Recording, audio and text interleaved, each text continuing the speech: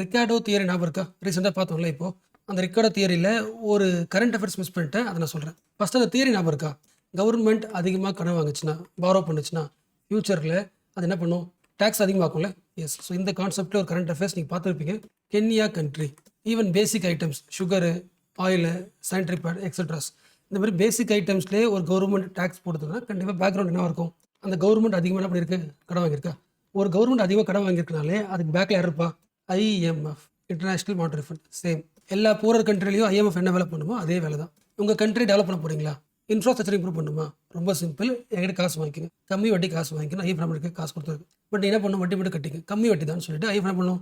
வழக்கம் போல கென்யாக்கு கடன் கொடுக்கும். கென்யா என்ன பண்ணி ஆகணும்? கென்யா வந்து புவர் கட்டுறாங்க. அப்புறம் டெவலப் ஆகிட்டு இருக்குல்ல. கன்சிஸ்டன்ட்டா வட்டிலாம் தர முடியாதுல்ல? எஸ். ஸோ வட்டி கட்ட முடியல. இன்ஃபேக்ட் சொல்ல போனா கென்யா எவ்வளோ கடன் வாங்கியிருக்குன்னா, அதோட ஜிடிபியில் 70% பண்ணி போணுச்சா? உங்களோட சம்பளத்தில் 70% வந்து கடனுக்கே போய்ட்டுனா எப்படி இருக்கும்? சேம். அப்போது டெவலப்மெண்ட் பண்ண முடியாது. முக்கால்வாசி காசு நீ கடன் கட்டுறதுக்கு போயிடுச்சுன்னா, நீ மக்களுக்கு எப்படி வந்து டெவலப்மெண்ட் பண்ணுவ? ஸோ கென்யாவோட டெவலப்மெண்ட் சுத்தமாக போயிடுச்சு. ஜிடிபி குறைஞ்சு போச்சு. பட் கடன் வாங்குறதுக்கு என்ன பண்ணி ஆகணும் நீங்கள்?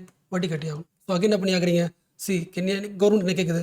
எங்கள் ஊரில் வந்து எக்கனாமி சரி கிடையாது. ஸோ இப்போ என்ன பண்ணலாம் கேட்கும்போது ஐஎஃப் என்ன சொல்லும்? கவலைப்படாதீங்க, நான் மறுபடியும் கடன் தரேன். பட் அதுக்கு முன்னாடி நீ என்ன பண்ணணும்னா சில விஷயங்களை மாற்றணும். உங்கள் எக்கனாமியில் டாக்ஸ் ஸ்ட்ரக்சரை மாற்று. முதல்ல நீங்கள் மக்கள் கிட்ட இருந்து அதிகமாக டாக்ஸ் கலெக்ட் பண்ணால் தான் உங்களுக்கு காசே வரும். கரெக்டாக? எஸ். ஸோ கென்யா என்ன பண்ணியிருக்கு? வேறு வழி கிடையாது. கடனை சரி பண்ணணும்.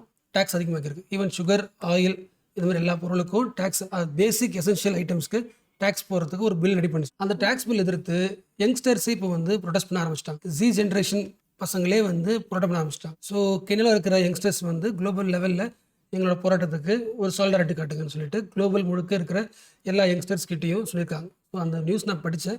அதை நான் உங்களுக்கு ஷேர் பண்ணுறேன். ஸோ கென்யாவோட யங்ஸ்டர்ஸோட ப்ரொடெஸ்ட் யாரை எதிர்த்துனா, அங்கே கவர்மெண்ட் எதிர்த்து. President William ரூட்டோ. ஸோ இவர் தான் காரணம் அந்த பில் கொண்டு வரதுக்கு. இவரை ரெசின் பண்ண சொல்கிறாங்க. இப்போ என்ன சொல்கிறாருன்னா, இல்லை நான் வந்து பில்லு கொண்டு வர மாட்டேன் சொல்கிறாங்க. பட் யங்ஸ்டர் ஒத்துக்கல.